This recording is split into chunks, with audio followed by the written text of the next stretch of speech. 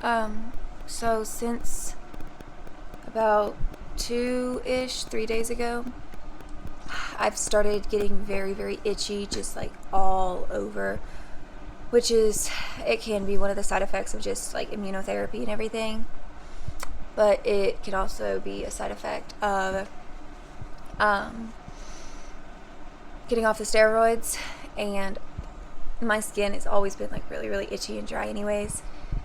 But here lately it's gotten really bad, like almost like compulsion itching. Sorry, I have indigestion really bad.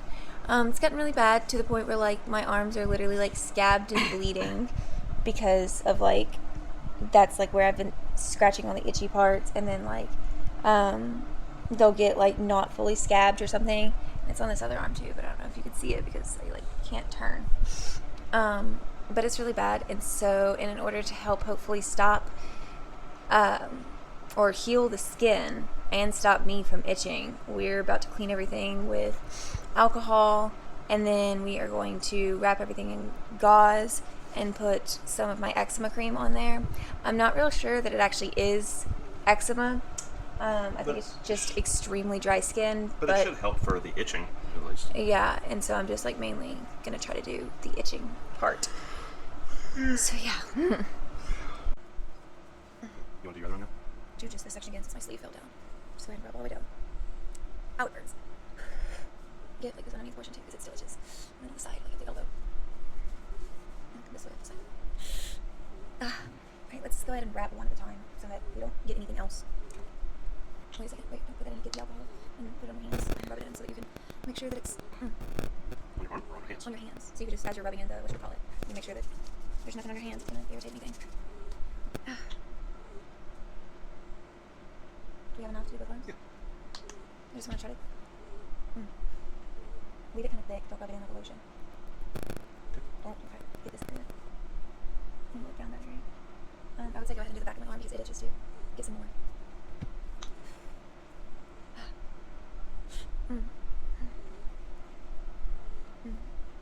Sorry.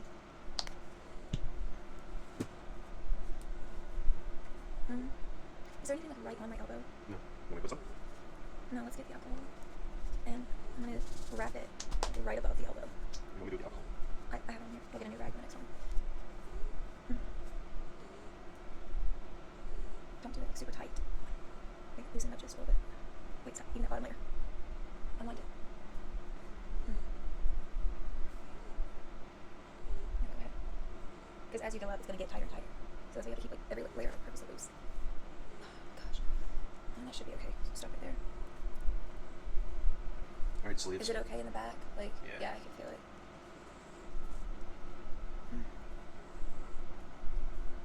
Alright, arm one is done. This is so bad looking.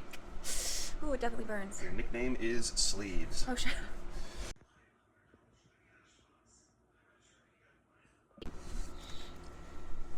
So, obviously, I look a little bit different. They always say that I'm a unicorn, and now I actually have like a bump on my head to go along with it.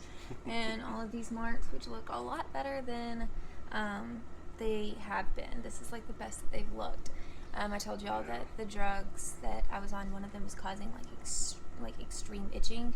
And so we've been suffering with that a lot. I've got to have like my arms wrapped up and everything so that heals. I'm gonna like put a video that I took that was when things first started progressing, because right now I've got the antibiotic ointment on it to try to calm it down. So yeah, look a little weird and different, but this is real life, and unfortunately I will be going out into public like this.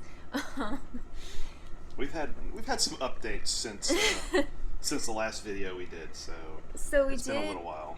We did find out, at least from everything we can tell from our house and not going to Houston for test, that it was not the ADHD medicine causing all the itching like we thought it was.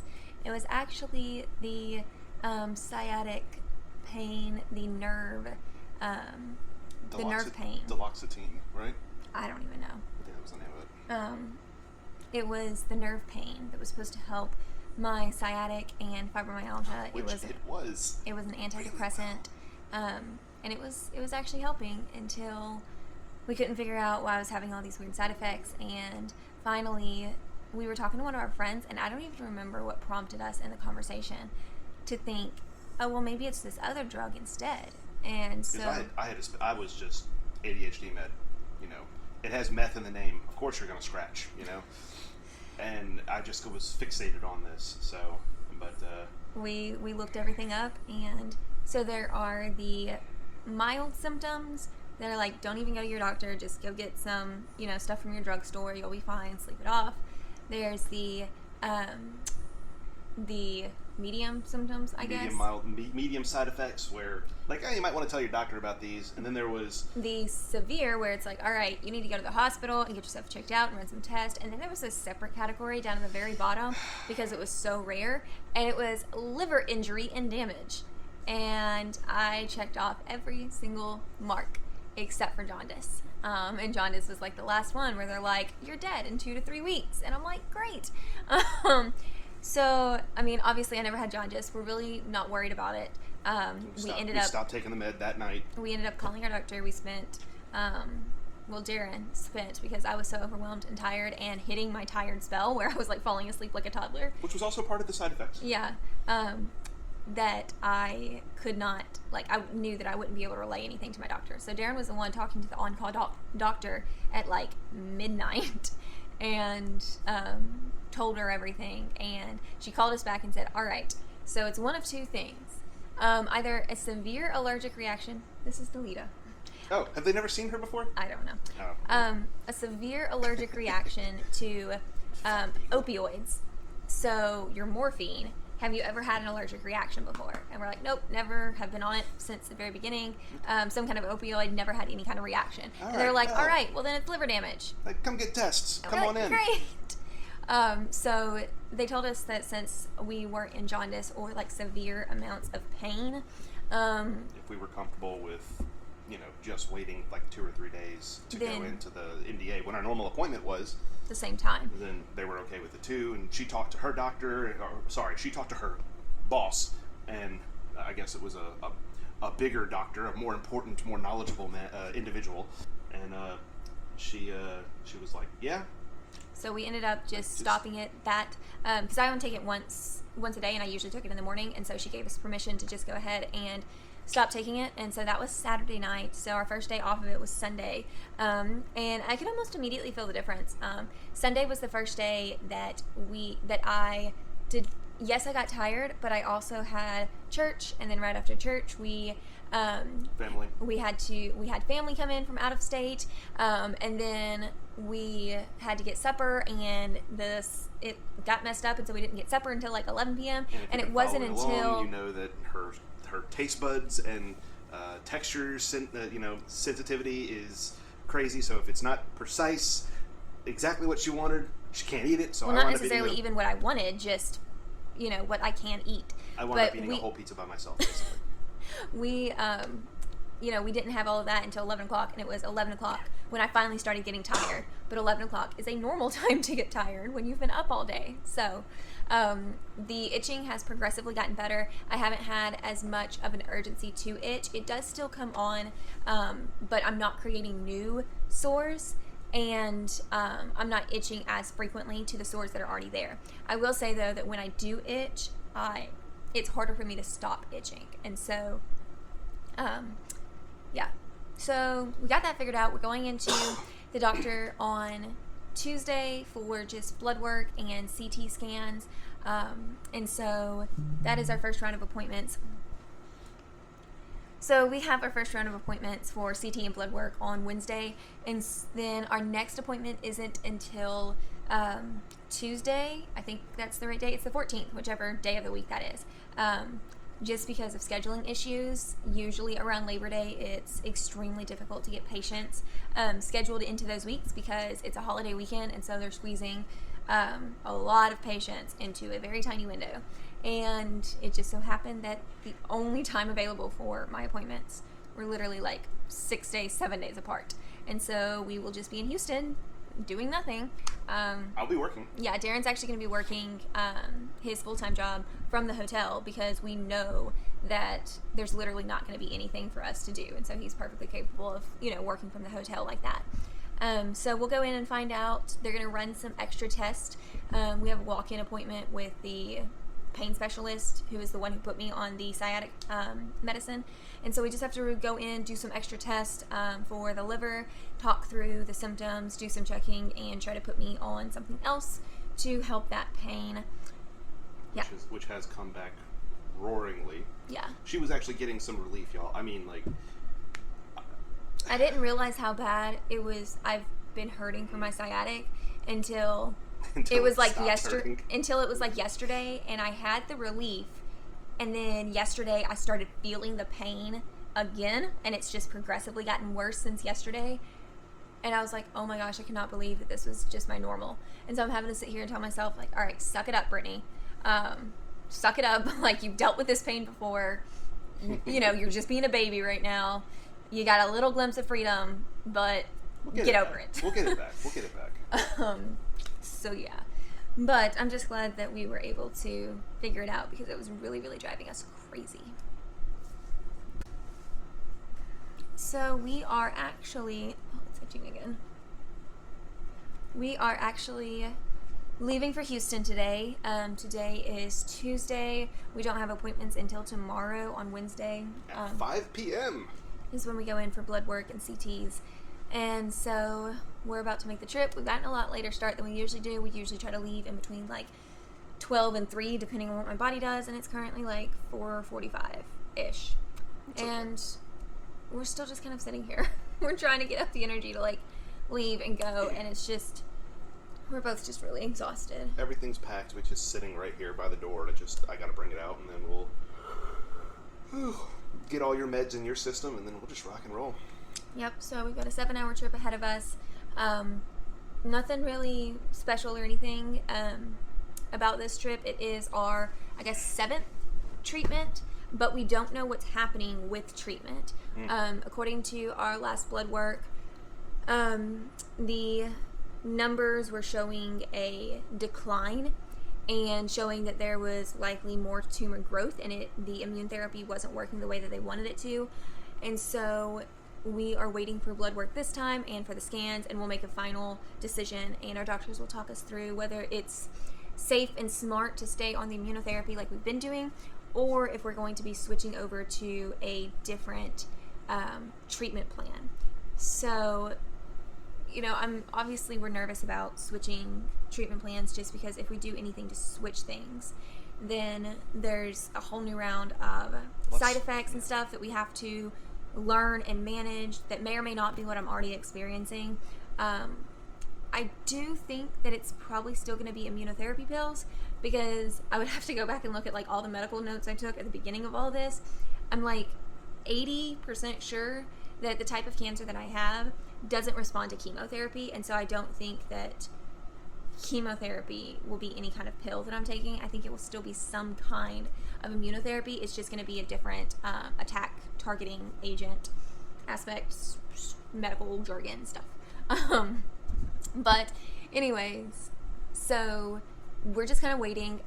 These appointments are, I would say that I'm not really nervous about the appointments, but I dread these appointments, if that makes sense, because there's just so much change on the horizon, and there's going to be change, because even if we stay on the treatment we're currently at, there's always that thought in the back of your head, okay, well, did we make the right decision?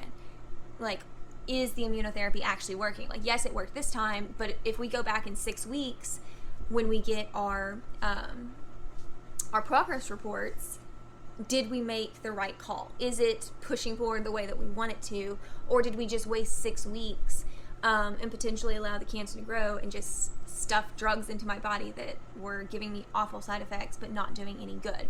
So there's that what if side effect, or what if mental battle that we have to go through if we stay in our current treatment. But then, of course, if we move to a different treatment, there's the battling of new side effects. There's the, is this going to work just as well as the other one did at the beginning? What if this one doesn't work either? And so, the unknown is kind of dreadful right now, because no matter what, it means a pretty big change. Whether it just be on the mental battle, or whether it be on a mental and physical battle. And so I would say that's what I'm kind of just having to push myself through. So yeah, I think that's everything I'm feeling as far as like the appointments go and everything. Did I miss anything? How are you feeling? I think we kind of feel the same way in that regards. Yeah, I struggle. I struggle spiritually, just, and I've been up and down, and we've talked about this before. It's hard, I know God's promises, and I'm standing on them, and when you see with your eyes so much different than what, than the healing that is in the Bible and the healing that we know Jesus died for us, it's hard to always believe that healing and stand firm and have complete and total faith and confidence in Jesus and in God, and just saying that he's got it all, and we know that he does, like deep down, like we do know and we do believe, and that's what we cling on to and we always come back to. It's just really hard whenever it's just staring you in the face, like, even still, like, even if there is healing, there's so much pain, and there's so much. It's a progress. It's a walk. It's a path, definitely. You're covered in injuries and unicorn horns. Yeah, officially, I'm a unicorn, guys. And it's hard. It's hard to see it. But one thing that really has been helping us is our devotionals, both individually and together. Daily Grace Co. Yeah, the Daily Grace Co. I know that I've mentioned them before, but they are like Crazy absolutely awesome. Amazing. Yeah. I have loved their studies. So I'm currently going through 3. I have the depression one and the anxiety one that I'm doing for myself. I struggle with both of those a lot, and so basically when I do mine, I wake up or whenever I get to the devotional during the day, whichever one I feel like I'm struggling with more, that's the one that I do. And then I do the one through spiritual disciplines with Darren. And the spiritual disciplines has been really eye-opening. Ow. You started coughing. I get a wedgie.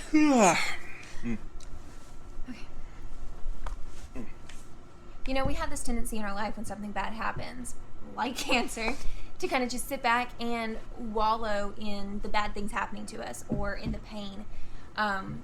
And, I think there's a time for grieving. Like, if something significantly tragic has happened in your life, or you're battling a major health issue or suffering loss, like, of course you're going to get upset and sad and, angry and go through all these negative emotions. And that's human. And so we can't stop that.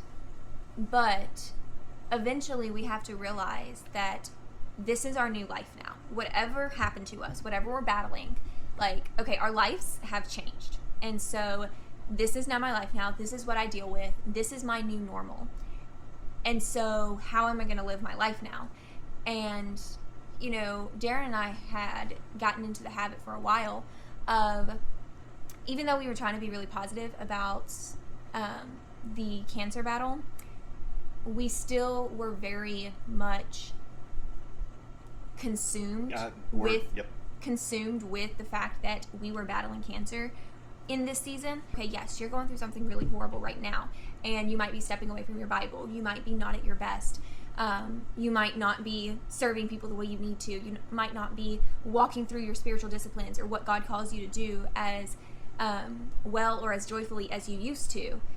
And we blame our circumstances. We say, oh yeah, but I'm going through this right now, but this is happening. Once I finish this, then I can get back on track. Once this is over, then I'll be okay. But what if this is the rest of your life?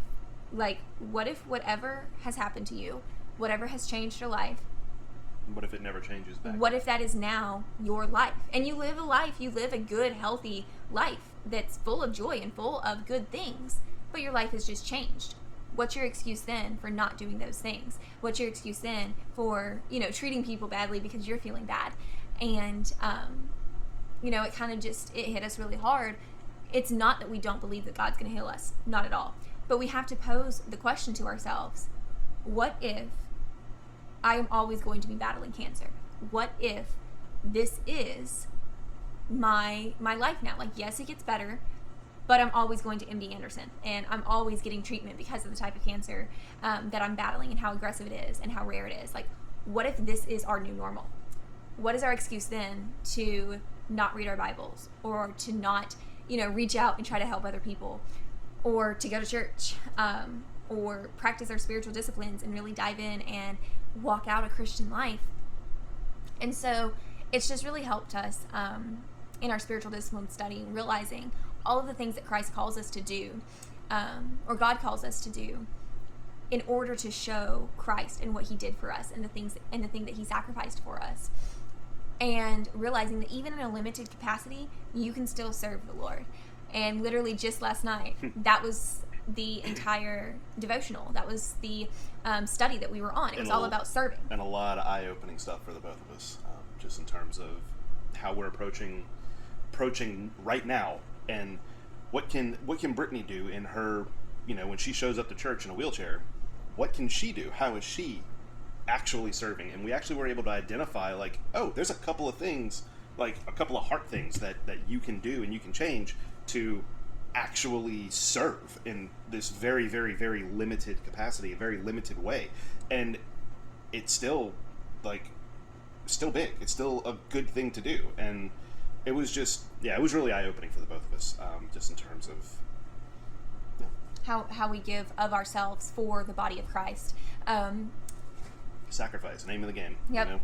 Because I used to be a part of the welcome team at church, and so I would be the ones opening the door and greeting and making the coffee and organizing the donuts, picking those up in the morning, cleaning before and after church, and it was good, and it was and I was serving well back then. I mean, at this point, it was like 2 years ago that I was doing that, but now I can't do that. Like, I'm in a wheelchair. I can't open the doors for myself, let alone other people. I can't, lift up the urns or anything like that for the tea and the coffee and the hot water. I'm not able to clean and everything and get down to the floor and pick stuff up. And so I just can't do that anymore. And, even with greeting people, because of the way my pain is, I know that there are times where I'm perfectly fine and I'm smiling, and then all of a sudden I get a random stabbing pain, and my face shows it. And I was like, it would be absolutely horrible if somebody came up to me because I was on the welcome team and said, like, I don't know, what was the example I gave last night during our devotional? I don't know. Oh, it was like, all right, so what if somebody came up to me and was like, I am new in the area, looking for a church, that kind of thing? Yeah, like, I'm new in the area and looking for a church. And what if at that moment I got stabbing pain and I went from, oh, cool, to like, really, you? Like, because they don't know necessarily what I'm battling, and so, like, that would come across very, very bad because I can't always hide it. Like, it just, my face shows it sometimes. And I was like, so that's probably not what I need to be doing during this time. But as we're getting ready for church, it's really hard for me to get up and get ready. Like, it's one of those things that we have made the decision that we have tried to stand by very, very firmly, that if we are in town, we are going to church, period. Because, Darren has a tendency to, as a husband, want to protect his wife, as he should, and want to make sure that I rest and that I'm taken care of. And so he sees me hurting, and he automatically wants to fix it and to help me and to make sure that I don't have to go through any more pain.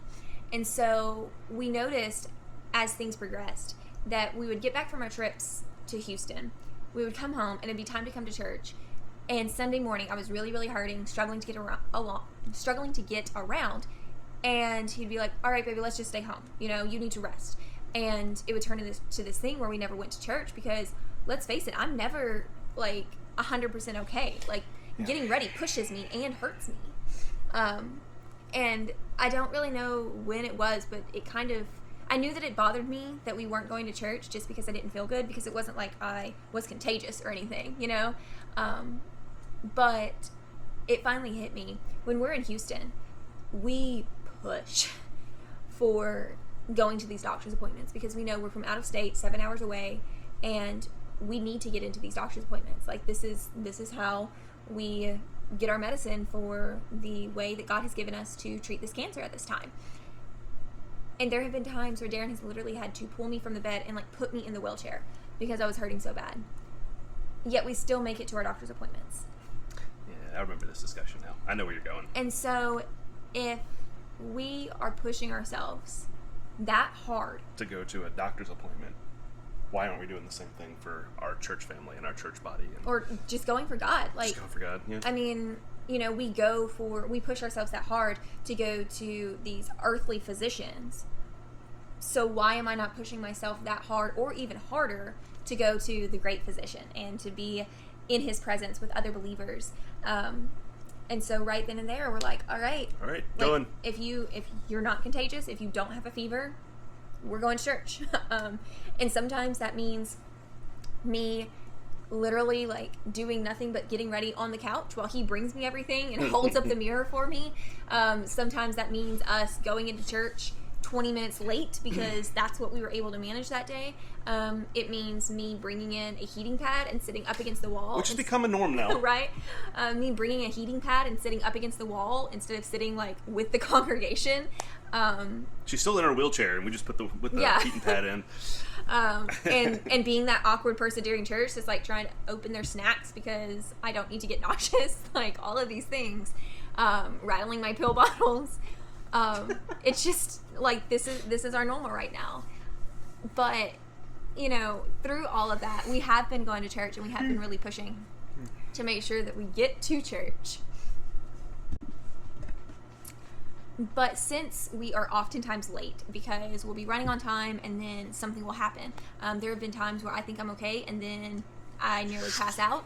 Or I get nauseous and I'm like, all right, I've got to sit down. Like something always stops us. And it never fails that I could be feeling fine on Saturday and on Sunday the enemy is going to pull every single attack he has to try to get me not to go worship and God. it's like clockwork at this point. Yep. Like it truly is like clockwork. There's just something. We're fine Monday through Saturday, and then our version of fine. Yeah, and then Sunday rolls around and crippling pain or a flying nausea or ridiculous amounts of problems that have just popped up, and it's like, really? I think last time we tried to go and my car wouldn't start. Like like it worked in the morning, and then we tried to go back for our missional community in the evening, which is like our Bible study. Yeah, so like we walked to the car, and I'm like, and okay, it's nothing. Never mind. So yeah, for those of you who want to know, we are still having car problems. Never ending. Yeah. I'm so thankful for your grandmother. Mm-hmm. Right now, she's letting us borrow her car when we have to go to Houston, which isn't always going to be the case because she has to travel to Arkansas a lot of the times. And my grandpa is going through some health issues, and it's the only car that he can get in and out of too in order to go to his doctor's appointments. And so it's, you know, it is a blessing that we have a family member who's able to let us borrow it, you know, the majority of the time. But we don't have a reliable car just getting around town for ourselves or anything. We have fixed that car time and time again, and I think it's just one of the darts that the enemy really, really loves to throw, because it's what happens. We get it fixed, and it breaks again, no matter what. It breaks. The starter's now pulled out of it, and one of our your stepfather is working on it, and a storm comes through, and another tree limb falls and almost hits it. Oh my gosh. Oh yeah. Like that's how this whole thing started, with a falling tree limb in the middle of a snowstorm. Right before I was diagnosed. Yeah, and then like, Yep, it's a crazy ride. But, you know, it never fails. The enemy always tries to stop us from going to church.